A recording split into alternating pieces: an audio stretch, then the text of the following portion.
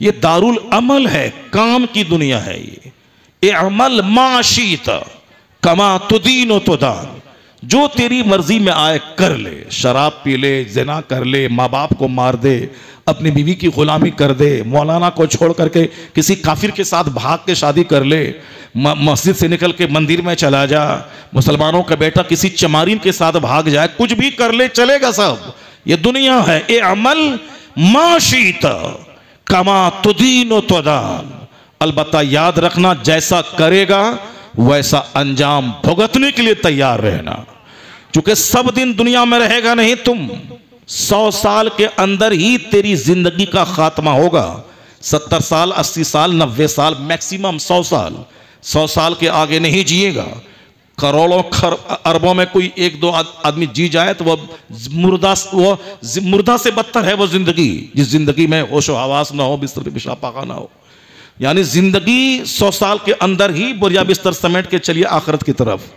और कौन आखिरत? जहां का एक दिन 50,000 साल के बराबर होगा, जहां का एक दिन 50,000 साल के बराबर होगा। मिनहा खलकनाकुम व फीहा नुईदुकुम व मिनहा नुखरिजुकुम तारतन उखरा, इसी से पैदा किए हैं, इसी में फिर तुमको लौटा के भेजेंगे, फिर वहीं से निकालेंगे और तुमसे पूछेंगे कि बताओ तुमने दुनिया की जिंदगी का इस्तेमाल कैसे किया।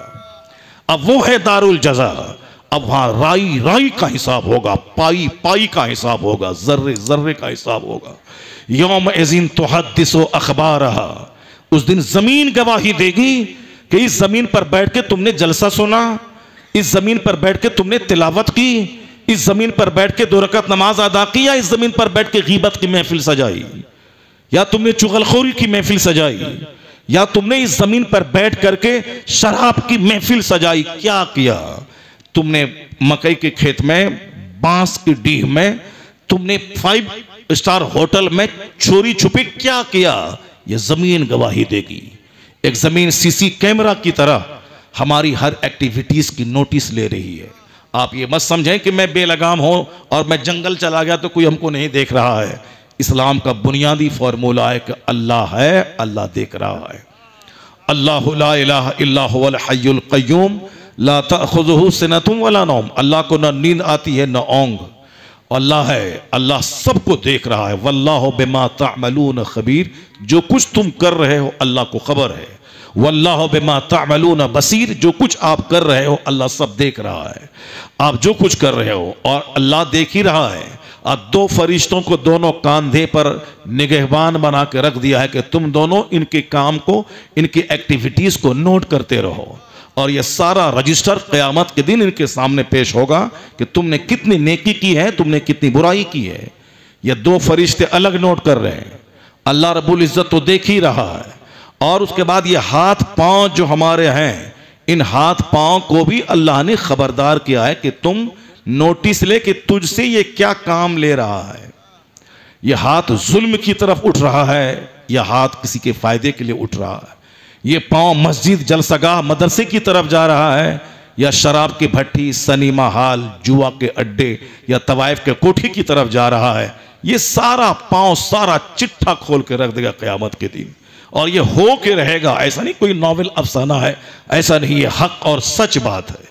जिस तरह जमीन है ये सच है, बगैर खंबे के आसमान है ये सच है, अभी रात है ये हक है, दिन आएगा ये सच है, मैं जिंदा हूं, मैं मरूंगा, चाहे अमेरिका के हॉस्पिटल में 50 करोड़ का इलाज क्यों न करवाऊं, मरूंगा ये हक है।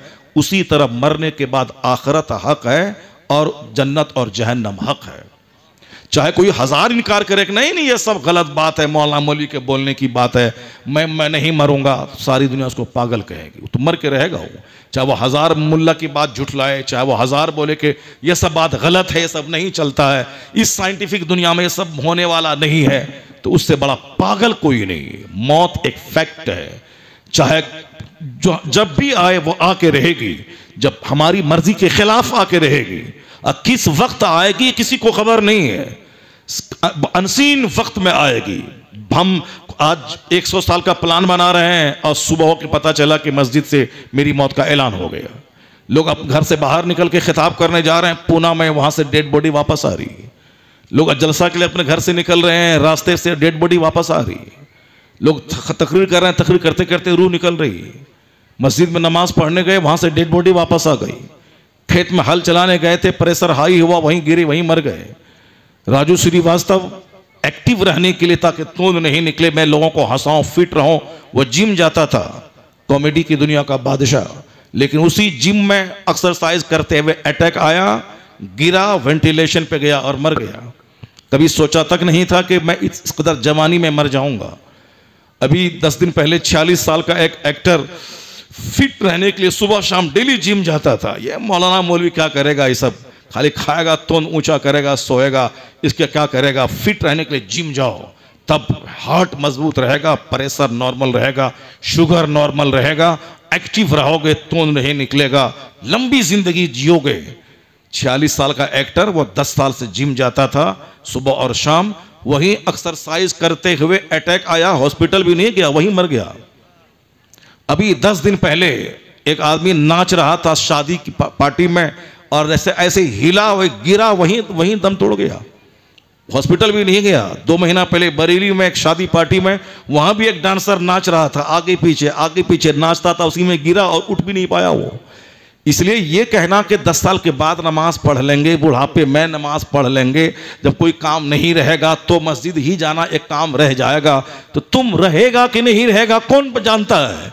इसलिए इन लोगों को जिनको अपनी ताकत पे घमंड है, अपनी एक्टिंग पे घमंड है, अपनी जिम और एक्सरसाइज पे घमंड है, इन लोगों की जिंदगी देख, आजकल सडन डेथ, अचानक मौत हो रही है। और हुजूर ने 1400 साल पहले कहा था, कयामत की निशानी है जब अचानक मौत ज्यादा होने लगे, समझना कयामत करीब आ गई है। सडन डेथ, अचानक हार्ट अटैक आया, ये अचानक मौत आई, चला गया, सडन डेथ, ये कयामत की निशानी है। और कसरत से फालिज का हमला हो, ये कयामत की निशानी है। आज से 50 साल पहले लाखों में किसी एक को फालिज का हमला होता था, और अभी तो अक्सर फालिज की खबरें आ रही हैं कि फलां को लकवा मार दिया, फलां को लकवा मार दिया। और ये हुजूर ने 1400 साल पहले कहा है कि आखिर ज़माने में कसरत से फालिज का हमला होगा, तो समझ लेना क़यामत करीब आ गई है। क्योंकि आखिर ज़माने में लोगों को ढेर दौलत की तड़प बढ़ जाएगी, और जब दौलत की तड़प बढ़ेगी और दौलत नहीं मिलेगी तो वह डिप्रेशन में चला जाएगा, और डिप्रेशन में गया कि फालिज का हमला होगा। क्योंकि ब्लड प्रेशर लो हुआ, बस फालिज आया, और या फिर वह दूसरों के मुकाबला करने के जुनून में मेहनत करेगा, और नहीं हुआ तो अब तनाव में आ जाएगा, प्रेशर बढ़ेगा, और जब प्रेशर बढ़ा फालिज का हमला तय। तो आज दौलत की जो भूख जगी है, इसमें डिप्रेशन में जाना और फिर प्रेशर हाई होना, ये आज से 100 साल पहले इतना नहीं था जितना आज है। तो जो चीज आज दुनिया की भूख की वजह से हो रही है, इस पे नजर मुस्तफा की 1400 साल पहले गई, और हुजूर ने कहा आखिर जमाने में फालिज का हमला ज्यादा होगा, अचानक मौत ज्यादा होगी। ज्यादा चिंता फिक्र किया, अचानक हार्ट पे हमला हुआ, बस फौरी गया। हुजूर ने अपने गुलामों को इशारा किया है कि तुम दुनिया की भूख में आगे मत बढ़ना, ज्यादा चिंता और फिक्र मत करना, दिमाग में हमेशा जन्नत को बसा के रखना। सोने का मकान भी अगर तुझको मिल गया तो भी तुझको छोड़ के तुमको 100 साल के अंदर भी जाना पड़ेगा। और जब दुनिया में रहना ही नहीं है, सोने का घर भी मिल जाए, पूरे हिंदुस्तान की बादशाहत भी मिल जाए, तो भी दुनिया छोड़ के मुझको जाना है। और जब दुनिया छोड़ के जाना है तो जहां खरबों साल, बेगिनती साल रहना है, तो असल इज्जत तो वहां की हुई, असल आराम वहां का हुआ।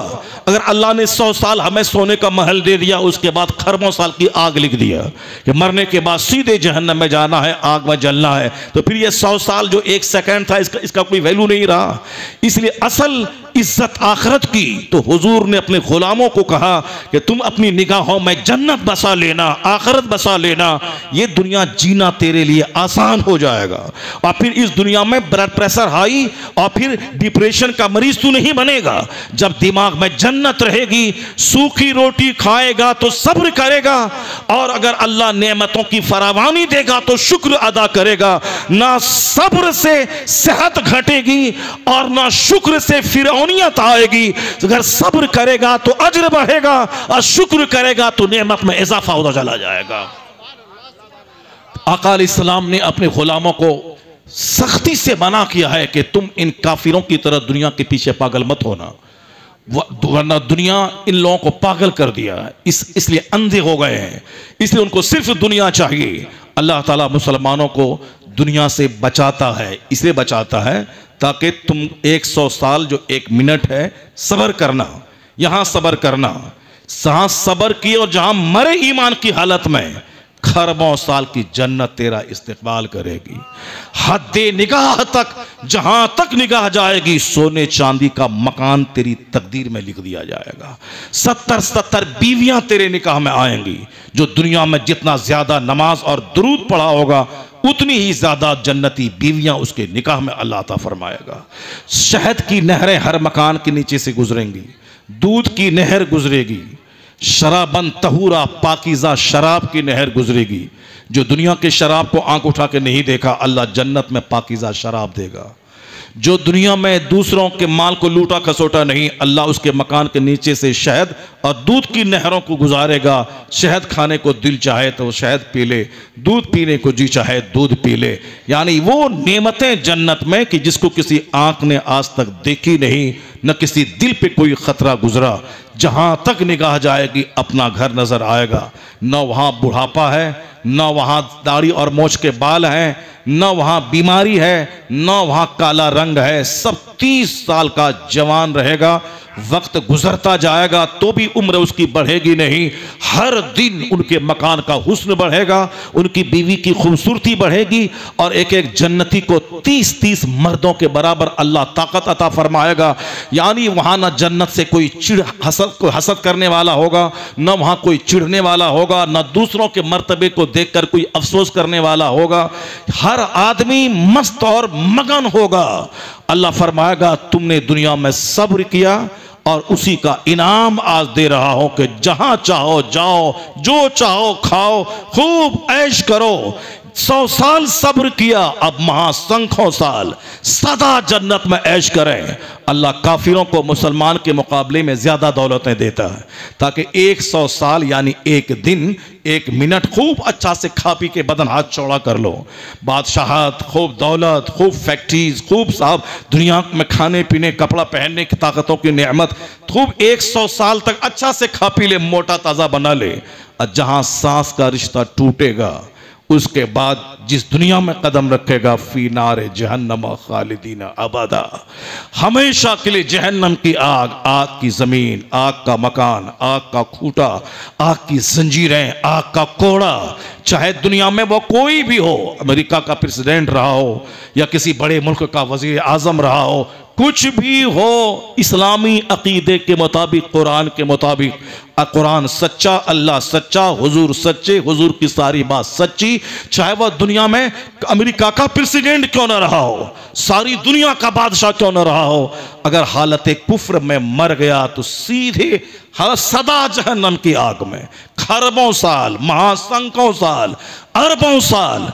अगर ये बात अपने बच्चे की घुट्टी में आप पिला दोगे तो तेरा बच्चा देखेगा कि इंजीनियर बनने में अगर मेरा ईमान के लूटने का अंदेशा है, तो बच्चा बोलेगा कि अगर मैं इंजीनियर बन भी गया और 60 साल नौकरी करके मैं 2-4 लाख महीना कमा भी लिया तो कितनी दौलत इकट्ठा कर पाऊंगा। ये दुनिया की मुख्तसर सी दौलत 60-70 साल में खत्म और चलूंगा मैं आखिरत की तरफ। फिर वहां इंजीनियर मेरा बनना कौन सा काम देगा।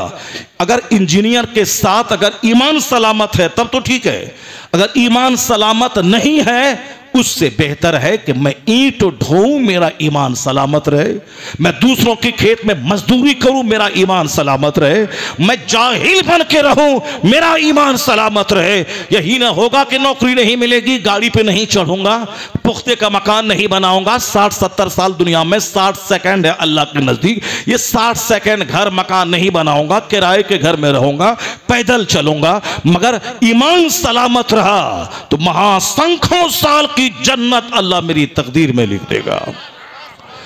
इसलिए जो लोग अपनी बेटी को इंजीनियर और डॉक्टर बनवाने के नशे में, उन डॉक्टर तो बनती है 50 लाख करोड़ में 5 बेटी इज्जत तो लूटती है 95% सबकी। कोटा में रखनी है, हॉस्टल में रह रही है, हॉस्टल से आ रही है, रास्ते भर इलाके का छोकरा जो वहां बॉयज हॉस्टल में रहता है उनके साथ, हाँ हमारी रुमाना को लेते आना, और रास्ते भर क्या तमाशा होता है वो हम लोग सफर में देखते हैं। ना उनका बाप है, ना उनका भाई है, उनका बॉयफ्रेंड है, अब पूरा रास्ता मौज और मस्ती करता हुआ आता है। और 3 महीने 4 महीने के लिए कोटा और भोपाल में है, वहां ना माँ है, ना बाप है, ना भाई है, ये हॉस्टल में है। हॉस्टल में साहब बाहर घूमने के बहाने, उधर बॉयज हॉस्टल है, इलाके का छोकरा रहता है, और जाके बाहर होटलबाजी हो रही, 2-3 दिन हॉस्टल में छुट्टी लेके रिश्तेदार के जाने के बहाने जाके होटलिंग हो रही है। इंजीनियर 1 करोड़ में 2 बेटी बनी, डॉक्टर 1 करोड़ में 2-4 बेटी बनी, और इज्जत लुट गई सबकी। ऐसी कौन सी तालीम तुमने बेटी को दिला दी जिससे कि दुनिया में इज्जत भी गई, आखिरत की जन्नत भी गई, और ज्यादा आग बदन में लगी तो काफिर के साथ भाग गई? नहीं देखा तुमने? ये पॉइंट की बात तुम अगर बेटी को नहीं बताया, वह मौलवी अगर अपनी बीवी को यह बात बताया होता तो कभी एक राम के साथ अपनी बीवी को नहीं भेजता स्कूल का एग्जाम दिलाने के लिए, और कभी एक मुसलमान की बेटी काफिरा और मुर्तद ना होती, अब वह सदा के लिए जहन्नमी नहीं बनती। यहां इस्लाम ने जब कहा है देवर से पर्दा फर्ज है, देवर जो हमारा अपना खास छोटा भाई है, वो हमारी बीवी का उससे पर्दा फर्ज है, जिससे भी निकाह हो सकता है, पर्दा फर्ज है। चचेरे भाई से पर्दा फर्ज है, ममेरे भाई से पर्दा फर्ज है। तो एक गैर आदमी से उसके साथ में एग्जाम दिलाने के लिए भेज देने का क्या मतलब हुआ? पहले खुद बदतमीजी करनी है, और जब खेल बिगड़ जाए तो इसको मजहब इस्लाम पे फोड़ देना है। उसके जिम्मेदार खुद तुम हो। तस्बीह के दाने तोड़ने में खुद उसी का हाथ है जो आज ये कहते कि दाने बिखर गए। मुस्तफा के कानून को तोड़ने वाला कभी वो चैन से नहीं रहेगा। जहन्नम तो वहां, जहन्नम की आग वहां मिलेगी, यहां उसकी जिंदगी का आराम कड़वा हो जाएगा, जिंदगी की लज्जतों से महरूम रहेगा। जब मुस्तफा का कानून है कि देवर से पर्दा फर्ज है, चचेरे ममेरे फुफेरे भाई से पर्दा फर्ज है। ये इस्लाम का कानून है कि ममानी और भांजे में वहां वो रिश्ता है कि शादी हो सकती है उससे भांजे से पर्दा फर्ज है। जो उस भांजे के बारे में कहता हूं ये तो मेरी बेटी का बेटा है, ये मेरा भांजा है, और हमारी बीवी कहती हाँ हाँ ये हमारे शौहर की बहन का बेटा है, ये हमारा बेटा हो गया। तो हमारा बेटा हो गया तो अब पर्दा फर्ज नहीं है, तो अब उनके साथ में मार्केट जाना आना। फिर इस मामू का अपनी बीवी को भांजे के साथ में इंतहाई नाजेबा हालत में देखना, यह बिल्कुल फैक्ट है। जिस समाज में मैं 12 साल तक तकरीर मैंने की है बंबई में, वहां इस तरह तमाशा हुआ। अब वहां क्या करेगा? भांजा को कत्ल करता है तो बहन की जिंदगी उजड़ती है, अगर अपनी बीवी को कत्ल करता है तो 2-4 बच्चों की जिंदगी उजड़ती है, या खुद अपने ही जहर खा के मर लेता है तो सारी कहानी समाज की खत्म हो जाती है। तो अब यह घोंट पी के रह गया देखने के बावजूद कि मेरी बीवी के साथ मेरे भांजे ने यह किया, मगर अब वो कर ही क्या सकता है? अब वो देख के सरेंडर करके वो रहेगा। इसी तरह बेशुमार लोग हैं दुनिया में जो कानून मुस्तफा को तोड़ा, उसके बाद उन्होंने देखा कि नाजेबा मनाजिर है, मगर वह घोंट पी के रह गया बेइज्जती के डर से, घर उजड़ने के डर से। अब वो चाहे 1000 अंदर में हर पल मरता रहे, जीता रहे उस हालात को देखकर, मगर उसका जिम्मेदार तो है वही जिसने कानून मुस्तफा को तोड़ा है। चाची का भतीजे से निकाह हो सकता है, जैसे चाचा मर गया उस चची से भतीजे का अक्द हो सकता है, और जब अक्द हो सकता है तो पर्दा फर्ज है। मामू मर जाए तो मामानी से भांजे का निकाह हो सकता है, और जिससे निकाह हो सकता है पर्दा फर्ज है। जब यहाँ इतना नाजुक रिश्ते से पर्दा फर्ज है, बहनोई से पर्दा फर्ज है, देवर से पर्दा फर्ज है, कजिन से पर्दा फर्ज है, अपने भतीजे और भांजे से पर्दा फर्ज है, तो पड़ोस का राम उसके साथ में एग्जाम दिलाने भेज दिया। उससे बेहतर था कि तुम अपनी बीवी को एग्जाम ना दिलाते। कौन सा एग्जाम? कौन सा IAS BA MA doctor engineer? वो डॉक्टर जो तेरे ईमान को लूट ले, उससे बेहतर है कि तेरी बेटी जाहिल रहती, वो किचन में का खाना बनाती, अल्लाह अल्लाह करती, ईमान बचा रहता और मर जाती, मरने के बाद जन्नत चली जाती। और यह कौन सी पढ़ाई है इंजीनियरिंग की जो तेरे ईमान को लूटे, आबरू को लूटे? ये कौन सी पढ़ाई है मेडिकल साइंस की जिसमें ईमान भी लूटे और आबरू भी लूटे?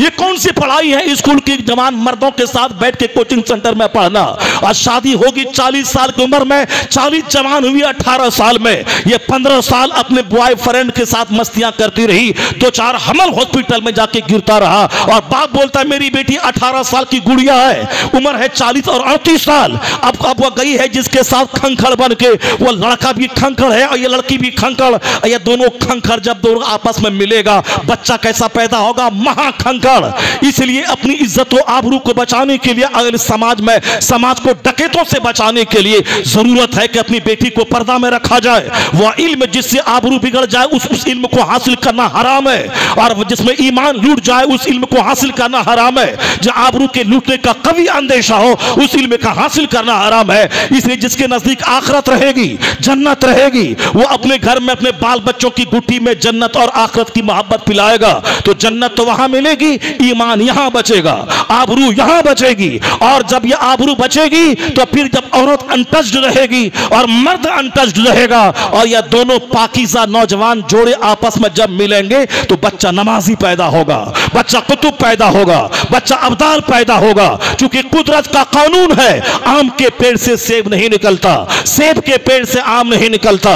जैसी जैसी जमीन वैसी फसल, जैसा दरख्त तो वैसा फल। आज समाज गोंडों से भर रहा है, आज समाज नाजायज औलाद से भर रहा है, आज समाज पापियों से भर रहा है, आज समाज दूसरों को कष्ट देने वाले छोकरों से भर रहा है। इसलिए नजरसानी करनी पड़ेगी कि हम अपने घर में दुल्हन कैसी लाते हैं और हम कैसी जिंदगी बसर करते हैं। क्योंकि हमारे ब्लड से 80 कतरा ब्लड से मनी का एक कतरा बनता है, उस मनी के कतरे से बच्चों की तख्लीक होती है और हमारे बदन में कैसी ग़िज़ा जाती है और मेरा हाथ पांव सारा जिस्म किस तरह की एक्टिविटीज में रहता है। और यहाँ ऐसा नहीं होता कि हम जाएं पूरब की तरफ और काबा पहुंच जाएं, काबा के जो रास्ता उससे हट के जिए और काबा पहुंच जाएं, ऐसा नहीं होता है। लगाएं आम का पेड़ सेब निकल जाए, इस दुनिया में ऐसा नहीं होता है। लड़की हो महापापी और लड़का हो महापापी और बेटा कुतुब पैदा हो जाए, ऐसा नहीं होता। कुदरत का कानून है इस दुनिया में, जब माँ हो आमिना जैसी और बाप हो अब्दुल्ला जैसा तो बेटा होता है मोहम्मदुर रसूलुल्लाह जैसा। और इस दुनिया में जब माँ हो फातिमा जैसी और बाप हो अली जैसा, अली जैसा बहादुर के रात भर सजदा और दिन भर जिहाद और 4 दिन का फाका है गरीबों मिस्किनों की खुराक का इंतजाम। और माँ इसी लाजवाब कि जिनका आंचल न देखा महो महरे ने, उस रिदाए नुज़हत पे लाखों सलाम। रात दिन भर शौहर की खिदमत करने वाली, बाल बच्चों के कपड़े धोने वाली, अपने घर की चक्की पीसने वाली और रात में नफल के लिए खड़ी हो तो एक सजदे में सारी रात खत्म कर देने वाली। और फिर उस गुर्बत के बावजूद शिकवा जबान पे नहीं लाने वाली और वसीयत कर जाए कि मैं मरूं तो जिस फातिमा को जिंदगी में गैर मर्दों ने नहीं देखा, मरने के बाद उसकी लाश पर भी गैर मर्दों की नजर ना पड़े, वसीयत की कि रात में दफन कर देना। मेरी मां मरे तो 50 मस्जिदों में ऐलान, 1 लाख जनाजे में लोग हाजिर हों और जन्नत की औरतों की सरदार जा रही है, सिर्फ 10 लोग उनके जनाजे में हाजिर हैं। यहां तक कि खलीफे अव्वल सिद्दीक अकबर को खबर तक नहीं की गई। उन्होंने सुबह मौला अली से पूछा, अली आपने ऐसा क्यों किया? कहा मैं क्या करूं, सैयदा की वसीयत यही थी मुझको रात में दफन कर दिए जाए। क्योंकि सैयदा को अजनबी मर्दों ने जिंदगी में नहीं देखा तो बातें विसाल भी उनकी लाश पे गैर मर्दों की नजर ना पड़े, इसीलिए रात में दफनाने की वसीयत की गई। जब जिसने उन्होंने पर्दे का ऐसा ख्याल किया तो अल्लाह क़यामत के दिन इनाम क्या देगा? 70,000 हूरों की झुरमुट में पुल से रात पार कर जाएंगी और आवाज आएगी, या अहलल जम्मनकसू रुऊसकुम व गुद्दू अबसारकुम फइन्ना फातिमा बिन्त मोहम्मद तमुर्रु अला सिरात। अहले महशर निगाह झुका ले, आंखों को बंद कर ले, मोहम्मद की बेटी फातिमा पुल से रात पार करने वाली है। जिन्होंने अपनी जिंदगी में अपने आप की हिफाजत की, अल्लाह क़यामत के दिन भी अहले महशर से उनकी हिफाजत करेगा और 70,000 हूरों की झुरमुट में जन्नत पहुंच जाएंगी, पुल से रात पार कर जाएंगी। तो जब माँ हो फातिमा जैसी, कुदरत का कानून है, जब बाप हो अली जैसा तो बेटा अवलोफर जोकर नहीं होगा, बेटा तारीख साज, तारीख रचने वाला, इस्लाम की आबरू बचाने वाला हसन और हुसैन पैदा होता है। जब मसलके आला हजरत इस्लाह मुआशरा कॉन्फ्रेंस खलीफे हुजूर ताजुश शरिया अल्लामा मुफ्ती शहर यार रजा खान पीर साहब है, दूसरों को समझा रहे हैं और अपने घर में बेटी को बैठा के कभी दीन नहीं समझाया, दूसरों को समझा रहे, नजराने ले रहे हैं। अपने घर में जवान बेटों को बैठा के कभी दीन नहीं समझाया, दूसरों को तकरीर करके नजराने ले रहे हैं। कभी अपने घर में बैठ के भी 2 घंटे दीन सिखाया करें, अपनी बेटी अपने बेटों को बताया करें। वो तो दूसरा पीर था, जब भी देखो गुटखा खा रहा है, और जब भी देखो सिगरेट पी रहा है, और जब भी देखो अब मुरीदों के बीच में डींगे मार रहा है। अब ये डींगे मारने वाला सच्चे पीर पे उंगली उठाता है कि उनकी इज्जत क्यों, उनकी शोहरत क्यों। तुम तो सारी जिंदगी सिगरेट पीता रहा, गुटखा खाता रहा और डींग मारता रहा, कभी तुमको किताब पढ़ते हुए नहीं देखा गया, कभी तुमको तहज्जुद पढ़ते नहीं देखा गया। या डींग मारने वाला उस पीर के खिलाफ जबान खोल रहा है, जिस पीर को जब भी देखा सजदा करता देखा, जब भी देखा नमाज पढ़ता देखा, जब भी देखा जिक्र अज़कार करता देखा, जब भी देखा मुफ्तियाने कराम की झुरमुट में देखा, जब भी देखा फतवे का जवाब देता देखा, जब भी देखा जामिअतुर रज़ा में दरसे बुखारी देता देखा, जब भी देखा अमेरिका में मुरीदों के बीच अमरे बिल मारूफ करता देखा, जब भी देखा फोन से अपने बाल बच्चों की निगरानी करता देखा। वह कौन था जिसको जब भी देखो तो किताब पढ़ते, किताब सुनते, फतवे का जवाब देते, दरसे बुखारी देते, 1 मिनट भी जिसका दिन की खिदमत से गाफिल ना हो। वह कौन था इस जमाने का जुनैद बगदादी, इस जमाने का नाइब गौसे आजम, इस जमाने का दाऊद ताई, उसी को दुनिया अख्तर रजा खा अज़हारी ताजु शरिया कहती है।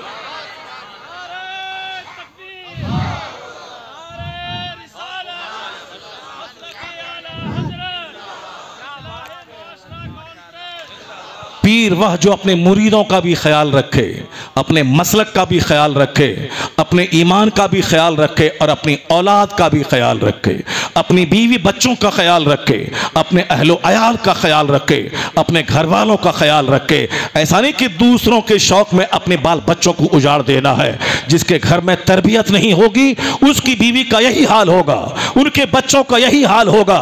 नहीं सुना आजमगढ़ में एक मुसलमान की बेटी काफिर के साथ मंदिर में जाके शादी कर ली। नहीं सुना आपने 1 महीना पहले बरेली इलाके में एक मुसलमान की बेटी एक गैर मुस्लिम के साथ उनके गले में माला पहनाकर 7 फेरे लगाकर उसके साथ चली गई।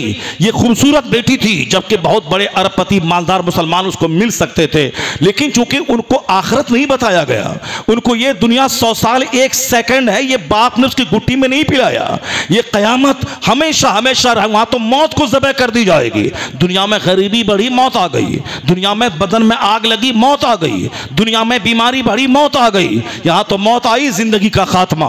मगर कयामत के दिन मरने के बाद की जो दुनिया है वहां तो मौत ही नहीं रहेगी, मौत को ज़बह कर दी जाएगी।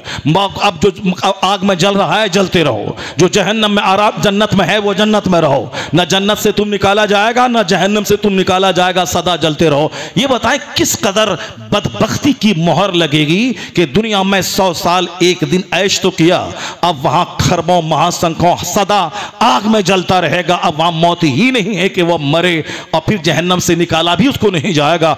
किस कदर बदबख्ती की बात है। अगर बाल बच्चों के दिमाग में यह बात अच्छी तरह से बैठ जाए, वो कभी दुनिया के हासिल करने के जुनून में आखिरत को कभी वो नहीं उजाड़ना चाहेगा।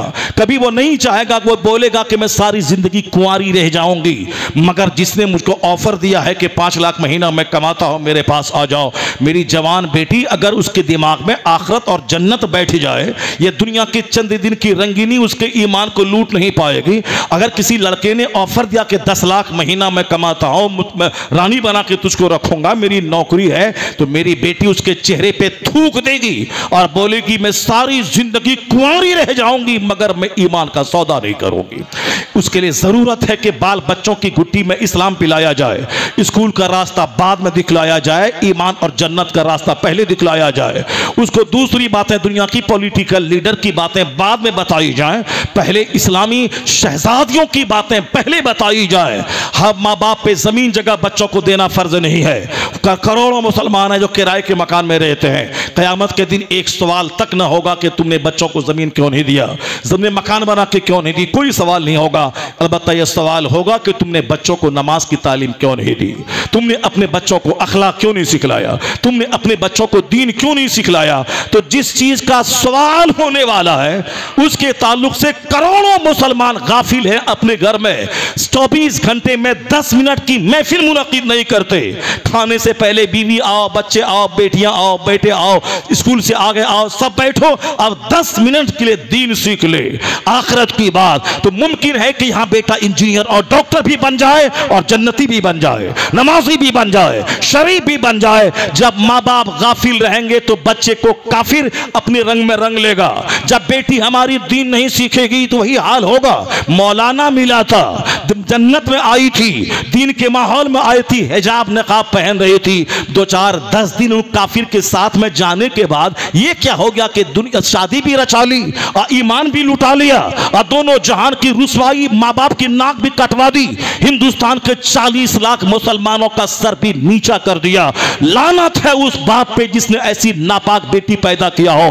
वो गलत है वो समाज जिस समाज में ऐसी गंदी औरतें पलती हो। हम उसके जिम्मेदार हैं। हमारे घर में फला डॉक्टर बन गया, 50 किलो कमा लिया, फला इंजीनियर बन गया, 50 बंगला दिल्ली में खरीद लिया, डॉक्टर इंजीनियर, डॉक्टर इंजीनियर। उस डॉक्टर इंजीनियर पे पेशाब कर दे जहां ईमान के लुटने का अंदेशा हो, जहां जन्नत के खत्म होने का अंदेशा हो।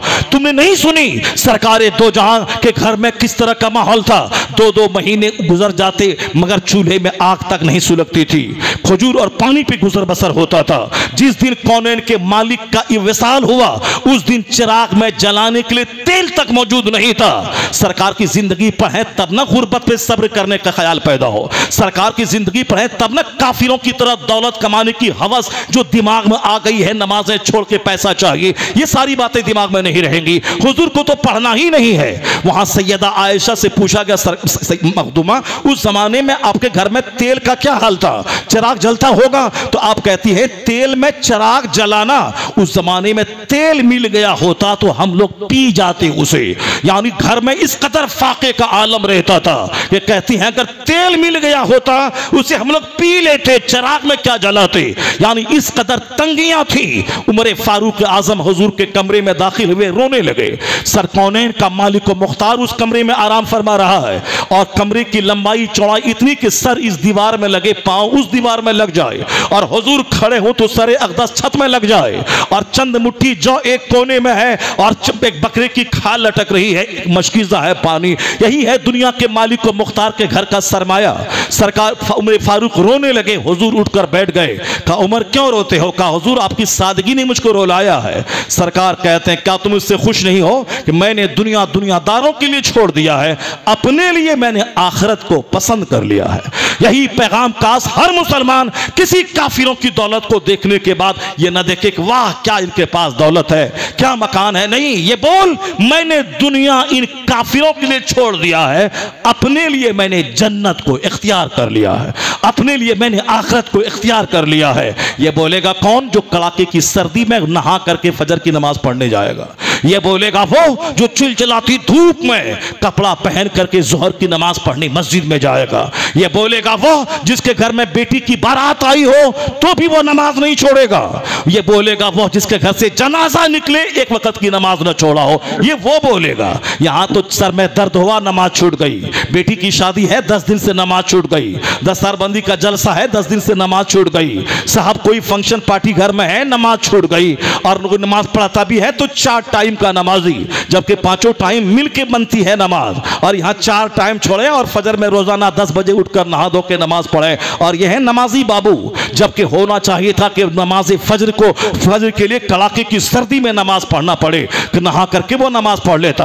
अभी तो अल्हम्दुलिल्लाह अल्लाह का दिया हुआ लोगों के पास सब कुछ मौजूद है। उधर गीजर रहता है, उधर गैस का चूल्हा रहता है, वो चाहे 10 मिनट में पानी गर्म करे, नहा के वजू करके मस्जिद चला जाए। आज गीजर है, 5 मिनट में ऑन करे और साहब वजू करे, वजू करके मस्जिद चला जाए। मगर गीजर की मौजूदगी में 4 टाइम के नमाजी, गैस की मौजूदगी में 4 टाइम के नमाजी, चाय पीने की ख्वाहिश हो तो 4 बजे भोर में चाय पी लें, और जहन्नम से बचने के लिए 5 मिनट पानी गर्म करके वजू करके मस्जिद जाएं, ये नहीं होता।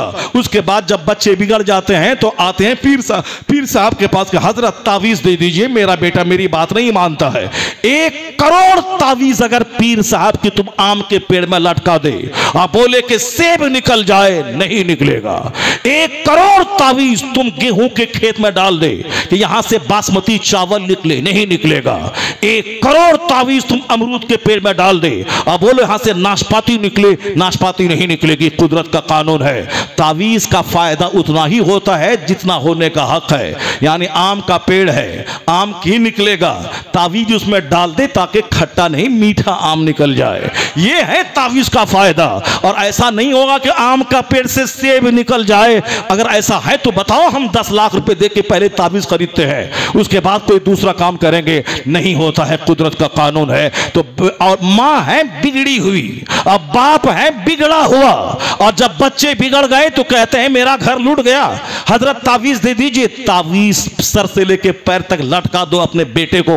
कभी दीनी मजाज का ना होगा जिसके नुत्फे में खराबी हो, जिसकी बुनियाद में खराबी हो।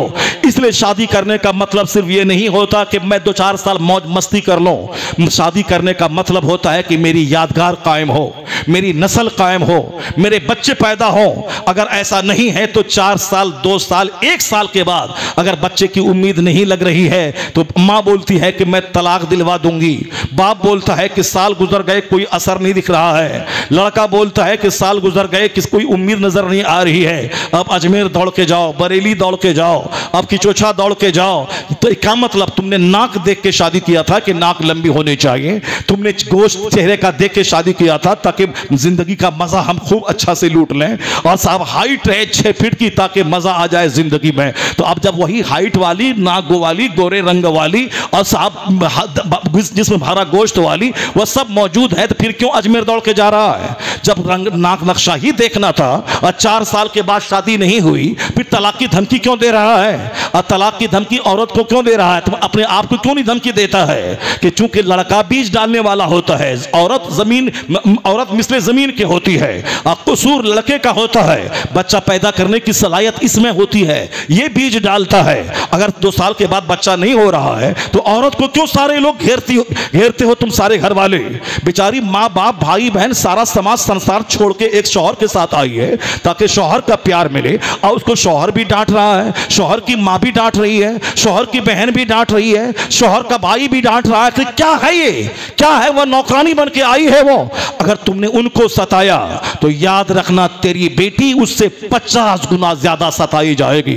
वो औरत है, मैंने अपनी जिंदगी में तजर्बा किया है। चेन्नई में एक शख्स अपनी बीवी को तलाक दे दिया, सिर्फ उनके हाथ में छोटा सा सफेद दाग था, उसको देखकर तलाक दे दिया, जबकि उनके साथ वो कई साल रह चुका है। यहां तो आदमी 5 मिनट में साथ रहने से शादी के बाद मोहब्बत पैदा हो जाती है। भले ही शादी से पहले काली थी, दिल नहीं लग रहा था, लेकिन शादी के बाद अल्लाह ताला गैब से दोनों के दिल में एक दूसरे की मोहब्बत अता कर देता है। अब वहां काला रंग उसके लिए वह हूर जैसी लगने लगती है। लेकिन बदतमीज किस्म के, शरीर किस्म के लोग हों जिनको अल्लाह का डर दिल में ना हो, सरकार की मोहब्बत ना हो, तो वह जरा भी कोई ऐब देखे और फौरी तलाक देने की धमकी देता है बदतमीज।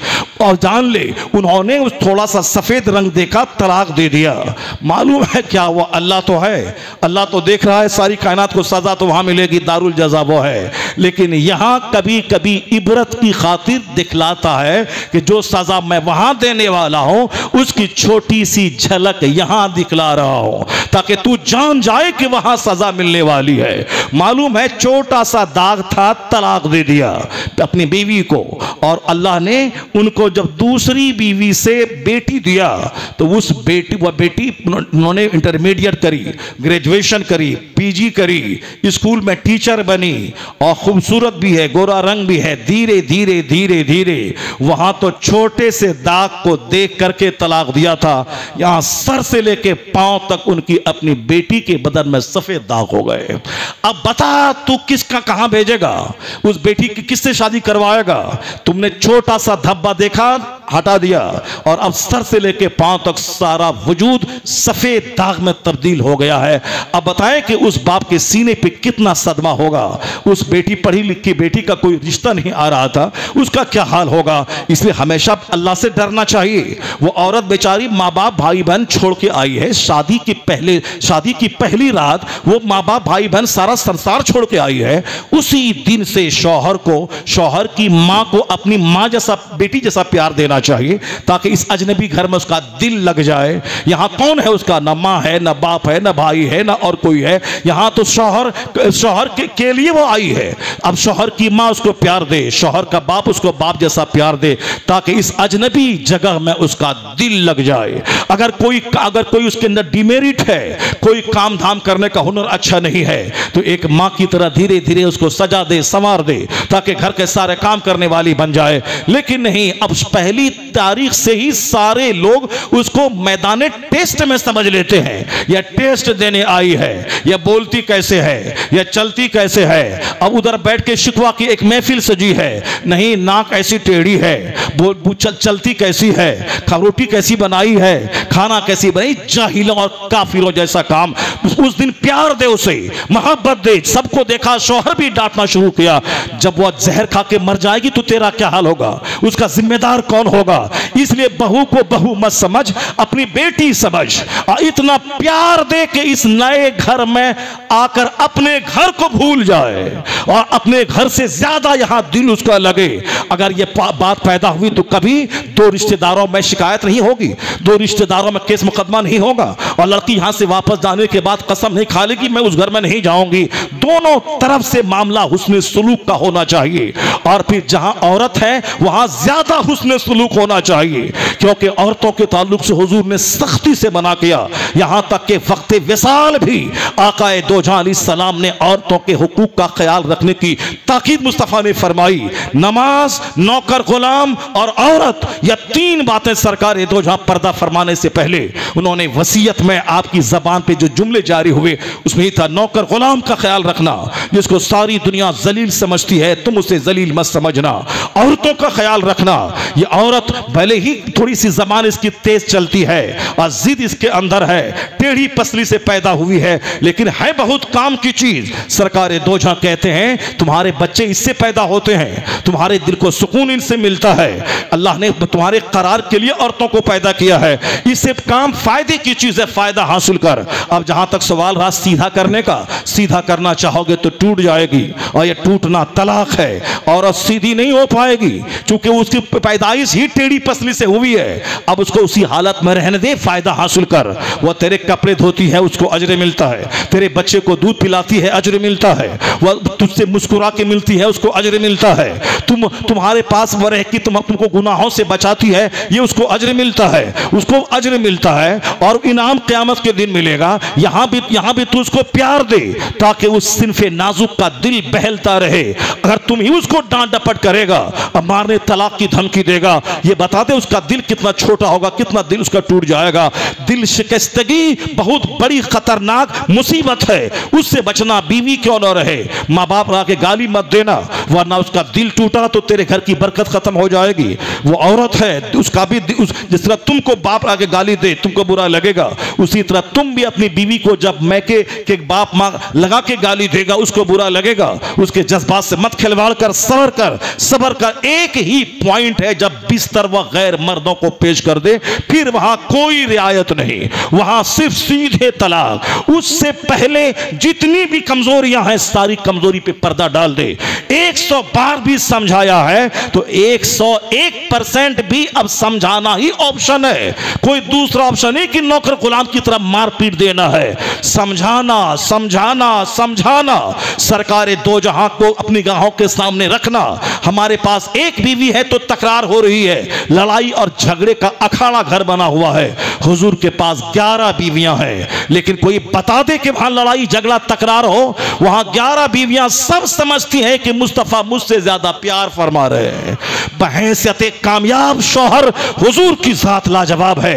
आज जब यूरोप का दानिश्वर पैगंबर आजम की जिंदगी का मुताला करता है वह दंग रह जाता है। ये हिंदुस्तान का 2-4 लुचवा ये क्या जाने मुस्तफा कौन है, ये कलवा के बंदरिया क्या जाने हुजूर किसका, हुजूर कौन है। इसको तो 2-4 रोटी खाने के लिए नबी को गाली देना आता है। हम गाली देंगे अपने ग्रुप का हीरो बन जाएंगे, वरना इन बंदरिया इन कुत्तों को क्या खबर कि मुस्तफा की शान के मालिक है। वह यूरोप के दानिश्वर से पूछ, वहां के दानिश्वरों से पूछ। डॉक्टर बर्नार्ड शॉ कहते हैं he must be called the saviour of humanity if a man like him were to assume the dictatorship of the modern world he must succeed in solving its problem.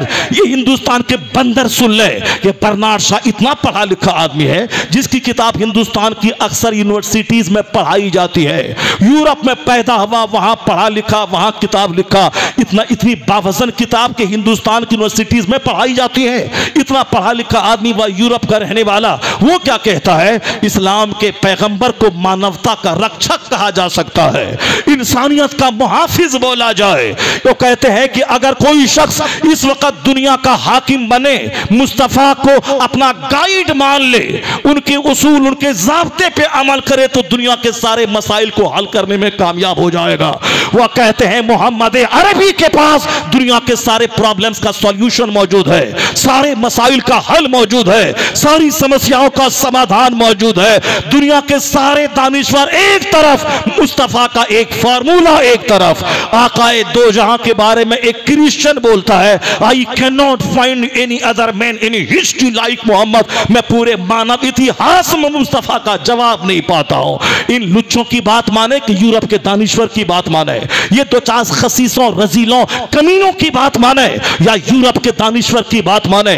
America का doctor Michael Hart कहता है he was the only man in history who was supremely successful on both levels, religious and secular।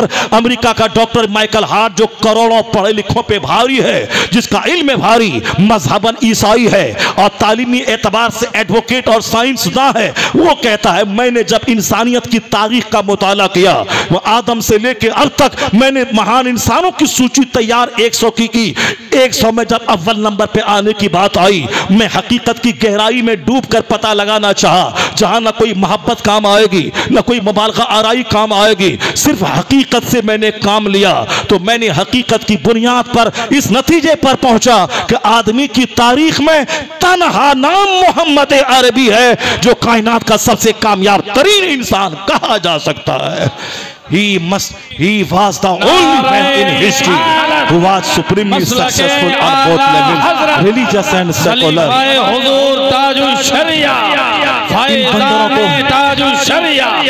इन बंदरों को हुजूर की जिंदगी पढ़ना चाहिए, इन बंदरों को सरकार की जिंदगी का मुताला करना चाहिए, लेकिन ही बगैर समझे बुझे सिर्फ अजियत पहुंचाना, 40 करोड़ मुसलमानों को तकलीफ पहुंचाना और अपनी रोटी सेकना, ये इनका मकसद है। मुसलमानों को जहनी तौर पर अजियत देना, ये इनका प्लान है। अपनी जहालत को जाहिर करना, ये इनका प्लान है। आप कभी नर्वस ना हो इनकी बातों से, इसलिए नर्वस ना हो कि ये तो 2 रोटी की खातिर नबी को गाली देता है। और यह बात बिल्कुल सच है कि नबी को गाली देकर रोटी भी नहीं मिली, इसे इज्जत भी नहीं मिली। ऐसा नहीं कि उसकी बिरादरी के लोगों ने सर पे बैठा लिया, कोई पार्टी से निष्कासित कर दिया गया, कोई अपने घर में कैदी बन के रह गई, अब सारी जिंदगी की आजादी छिन गई।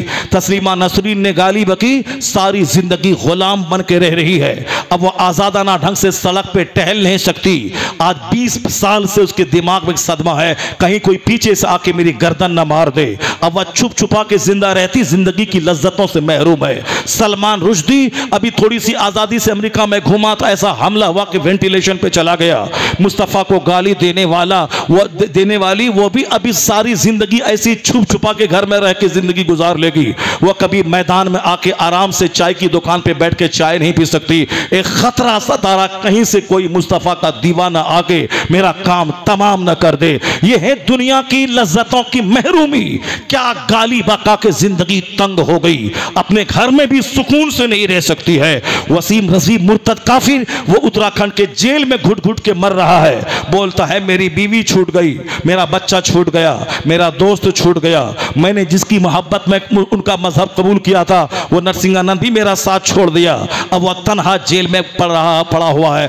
अब बोलता है मैं जहर खा के मर जाऊंगा। तुझे मर ही जाना चाहिए कुत्ते, जो घटिया काम आज तक कोई नहीं किया वो काम तुमने किया है, अब तुम्हें मर ही जाना चाहिए, जेल में सड़ के मर जाना चाहिए। जो भी नबी की शान में बकवास किया है, जिसने बकवास की उनकी जबान की बोली बंद हो गई।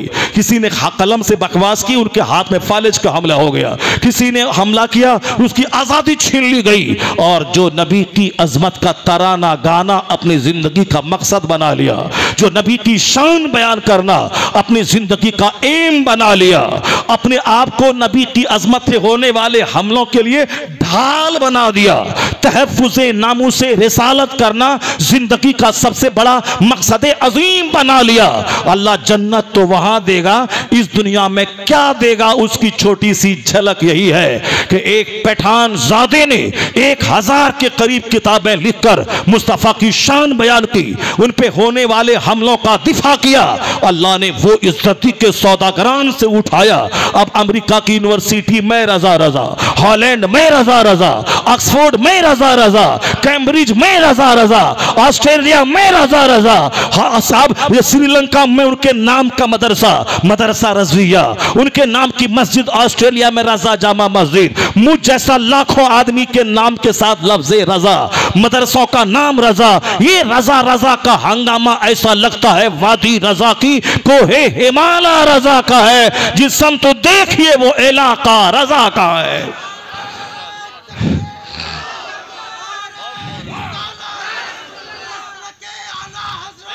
यह है नबी मोहतरम से मोहब्बत करने का इनाम, यह है आका अलैहिस्सलाम की इज्जत व अजमत पे खिताब करने का इनाम, यह है सरकार दो जहां की शान बयान करने का इनाम। ताजुश शरिया हमेशा अपने आप को यूट्यूब से दूर रखा, हमेशा अपने आप को व्हाट्सएप से दूर रखा। जो हमारे बच्चे व्हाट्सएप और यूट्यूब चलाते हैं वह बच्चे अपने आप को समझने की ज़रूरतन मोबाइल का इस्तेमाल करें। ज़्यादा उससे अटैच रखेंगे तो शख्सियत तुम्हारी जलकर राख हो जाएगी, तुम्हारी आँख की बीनाई जाएगी। मोबाइल आँख से चार्ज होता है और आँख की खासियत है जला देना। अगर आँख को कंट्रोल में रखोगे तो आँख पे खाना बनाओ, आँख पे अपनी फैक्ट्री चलाओ, आँख पे अपने घर के साजो सामान तैयार करो, आँख को कंट्रोल में रख के कपड़ों को प्रेस करो। लेकिन ये आँख तुम पर गालिब आ गई तो तुम्हारे घर को जला कर राख कर देगी, तेरे फैक्ट्री जल जाएगी, तेरा वजूद जल जाएगा। इसलिए मोबाइल आँख से चार्ज होता है, इसको बस में रखो, यानी कंट्रोल में रखो, हमेशा उसके साथ चिपके हुए मत रहो। ज़रूरतन इस्तेमाल करो, फोन आए फोन जाए, और कभी कभी उसके डाटा ऑन करो और कभी अच्छी चीज़ों को देख लिया करो और ख़राब चीज़ों को ना देखने की कसम खा लो। फजूल चीज़ों को भी मत देखो, उससे दिल में नफाक पैदा होता है और फजूल चीज़ों को देखते देखते हराम चीज़ों की तरफ दिल और दिमाग माइल हो जाता है। जो बज़ाहिर इधर उधर का वीडियो फोटो देखता है और देखते देखते गंदी चीज़ों पे नज़र पड़ गई, उसका वो रसिया बन जाता है। अब चाहे वह हिजड़ा हो जाए, नामर्द हो जाए, ये लत नहीं छूटती। जिस तरह शराब पीने की लत लग जाती है, उसी तरह गंदी तस्वीरों को देखने की लत लग जाती है, मोबाइल चलाने की लत लग जाती है। लोग रात के 3-3 बजे तक जाकर मोबाइल चलाते हैं। कंट्रोल में रख, नींद की कमी की बीमारी आजकल फैल गई है, पागलपन की बीमारी चल रही है। मोबाइल को कंट्रोल में रख, उसका इस्तेमाल कम किया कर, रात में अपने बिस्तर से उसको अलग रखा कर और अपने करीब मत रख, वरना नींद नहीं आएगी, ब्रेन हेमरेज का खतरा बढ़ जाएगा। इसलिए ज्यादातर वक्त गेम का इस्तेमाल मत कर, अपने बच्चों को के हाथ में मोबाइल मत थमा। हमारी बहुत सारी माँ बहन बेटियां काम कर से बचने के लिए बच्चों के हाथ में मोबाइल दे दिया। अब वह छोटा सा बच्चा है, 4 साल 3 साल 2 साल 1 साल का, अब वह मोबाइल में गेम खेल रहा है और माँ अपने काम में लगी हुई है। माँ वीडियो गेम देख, माँ अलग अब मोबाइल चला रही है, बच्चा अलग मोबाइल चला रहा है। ये 1 साल का बच्चा जो मोबाइल में गेम चलाएगा, ये बताएं कि उस बच्चे की बीनाई का क्या हाल होगा, उस बच्चे के दिमाग का क्या हाल होगा। लोग अपने बच्चों को अपने हाथ से तबाह करें, वह डाइन है वह माँ जो अपने बच्चों के हाथ में मोबाइल दे रही है। कातिल है वह माँ जो बच्चों की शख्सियत को कत्ल करने पे आमादा है, जो छोटे छोटे बच्चों के हाथ में मोबाइल दे रही है, उसे गेम फेम से कुछ नहीं होगा। वह गेम से बच्चों का मजाज बिगड़ेगा, कार्टून से बच्चों का मजाज बिगड़ेगा। वो आजकल दुनिया के चंद शरीर किस्म के दानिश्वरों का ख्याल है कि कार्टून से बच्चों की अक्ल खुलेगी। ऐसा कुछ नहीं होता है। जिन लोगों ने कार्टून देखा, जिन लोगों ने गेम खेला, वही बैंक को लूट रहे हैं। वही डीएम बनने के बाद साहब गवर्नमेंट के खजाने को लूट रहे हैं। वही एसपी बनने के बाद दूसरों के केसेस को कोर्ट में नहीं जाने देते और उनके पैसे से अपनी कोठी सजा रहे हैं। एक महीना पहले हमारे बिहार के पूर्णिया डिस्ट्रिक्ट में रेड हुआ और साहब एसपी के घर से लाखों करोड़ों रुपए मिले। वो पैसे कहां से लाते? उसकी तनख्वाह है 2 लाख रुपए माहाना। ये रुपए कहां से आ गए? यानी केस हुआ, उस केस को कचहरी नहीं जाने देना है, उसको निपटा लेना है। मर्डर क्यों ना करे, कुछ भी क्यों ना करे, 2-4-10 पेटी यहां पैसा लाओ और सारा काम खत्म है। आईपीएस ऑफिसर हैं ये साहब डीएम है, ये मिनिस्टर है ये, और ये बचपन में कार्टून देख करके ऑक्सफोर्ड से पढ़ के आए हैं, या गेम खेल खेल करके ब्रेन इसका चौड़ा हो गया है। ये बड़ा मिनिस्टर बने हैं और ये गवर्नमेंट के खजाने को लूट रहे हैं, गरीबों का खून चूस रहे हैं। जो गेम और कार्टून से बच्चों की तरबियत करेगा, इसी तरह से बच्चा डकैत और लुटेरा पैदा होगा। और बचपन से जो दुरूद और कलमा से जिसकी नमाइश नशोनमा होगी, जिसकी माँ कलमा सुना सुना के, बुजुर्गों की कहानी सुना सुना के, सरकारे दो जहां की सीरत सुना सुना के बच्चों को लोरियों दे के बच्चों को सुलाएगी, उनकी गुट्टी में इस्लाम पिलाएगी, उसका बेटा चाहे किराए के घर में क्यों न रहे, वह बेटा कभी डकैत नहीं होगा, हिंदुस्तान के खजाने को नहीं लूटेगा। वो ऐसा होगा औरंगजेब बना हुआ 50 साल हुकूमत करने के बाद हिंदुस्तान के खजाने के पैसे से अपना कफन नहीं लेगा। वह टोपी सिलकर कुरान पाक की किताबत करके वो अपने कफन दफन का पैसा सिर्फ रखेगा कि हिंदुस्तान का बाताज बादशाह 50 साल शासन करने वाला कहता है मैंने अपने हाथ की कमाई से जो पैसे जमा किए हैं उससे मेरी कब्र खुदवाना, उससे मेरे कफन को खरीदना। हिंदुस्तान के खजाने का गलत इस्तेमाल मत करना। औरंगजेब को बुरा कहने वाला अपने डकैत भाइयों को देख ले, अपने चोर भाइयों को देख ले, हिंदुस्तान के खजाने के लुटेरों को देख ले, तब औरंगजेब को बुरा कहना। जो 50 साल शासन करने के बाद कफन का कपड़ा, कफन का पैसा वो अपने हाथ से किताबत करके टोपी सिल के रखा हो और अपनी कब्र की खुदाई के लिए वो पैसा अपने हाथ की कमाई कर रखा हो, अपनी कब्र पे गुंबद बनाने, छत देने पर पाबंदी लगा कि वसीयत करके गया हो कि मेरी कब्र पे ऊपर छत न दिए जाए, गुंबद न बनाए जाए, मेरी कब्र की तामीर में हिंदुस्तान के खजाने का पैसा इस्तेमाल न हो, उनको बुरा कहा जा रहा है। चोर और डकैतों को देशभक्त कहा जा रहा है। इसी तरह से अगर हाल होता रहा हिंदुस्तान फिर दोबारा अंग्रेजों की गुलामी में चला जाएगा, फिर हिंदुस्तान की आजादी के लिए तरस जाएगा। हिंदुस्तान की आजादी की कदर कर, अगर आजादी मिली है तो हिंदुस्तान के सारे शहरी को इज्जत की निगाह से देख, वरना जब अल्लाह के कहर को जलाल आएगा तो जो अल्लाह रब्बुल इज्जत अंग्रेजों को भगाना जानता है फिर वह तुम्हारी आजादी छीन कर तुम्हें गुलाम बनाना भी जानता है।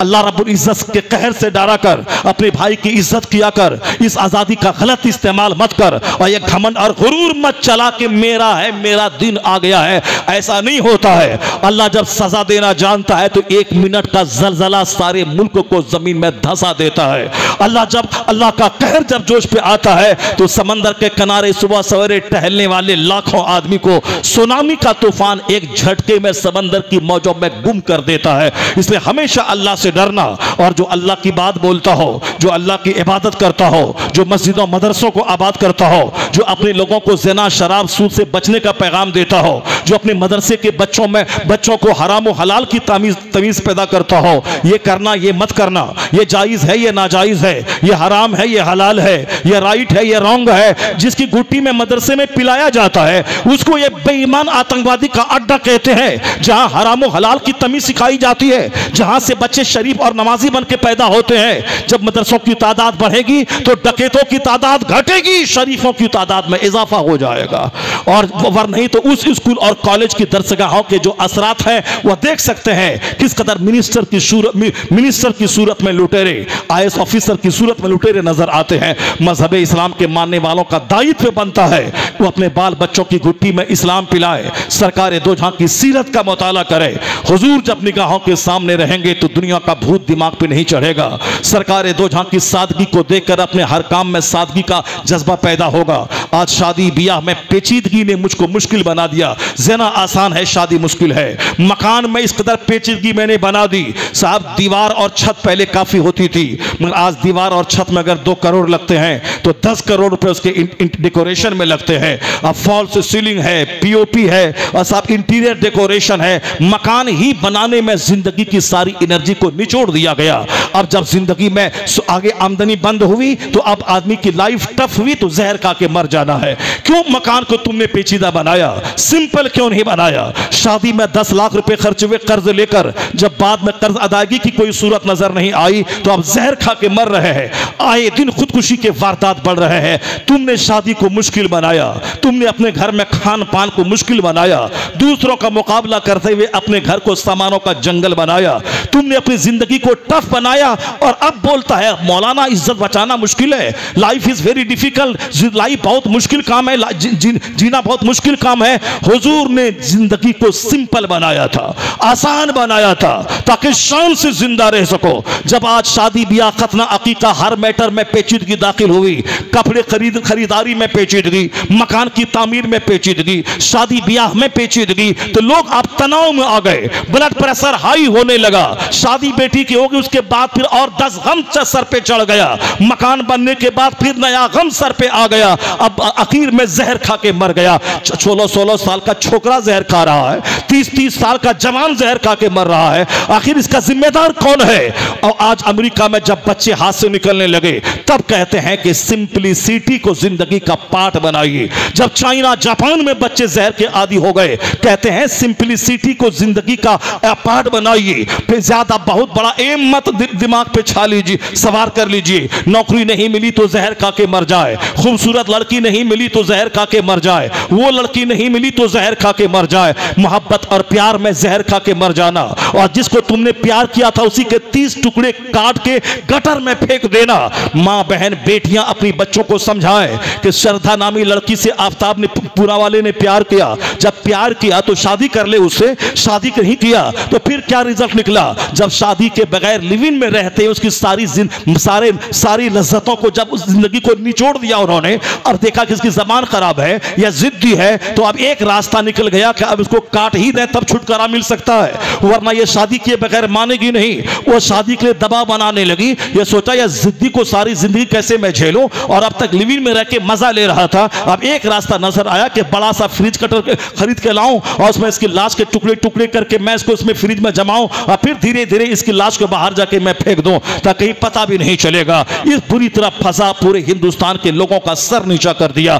जो लड़कियां माँ बाप की नाफरमानी करके इस तरह से बगैर शादी के अजनबी मर्दों के साथ भागेंगी, 8 लाख लड़कियां मुसलमानों की गैरों के साथ भागने वाली, या तो वह जहर खा के मर रही हैं, या दुबई में होटल में लोगों की जीनत बन रही है, या तवाइफ के कोठे पे जाके वो अपनी जिंदगी को तवाइफ के किरदार में वो गुजार रही हैं। इसलिए कि अब वो घर वापस आ नहीं सकती, क्योंकि लड़के ने सब्ज बाग दिखलाया था, मेरे साथ चलो दुबई, वहां मैं तुमसे शादी कर लूंगा। वहां 2-4 महीने रह के निचोड़ लिया, उसके बाद उसको होटल में 10-20 लाख में बेच दिया। अब वह सारी जिंदगी उसी होटल में कोठे पे रहे और हर आने वाले गेस्ट के बिस्तर की वो जीनत बनी रहे, और उसी से ज्यादा तंग आ जाए तो जहर खा के मर जाए, और जब बूढ़ी हो जाए होटल में रहने के काबिल ना हो तो अजमेर की दरगाहों में आके सड़क पे जाके बैठ जाए।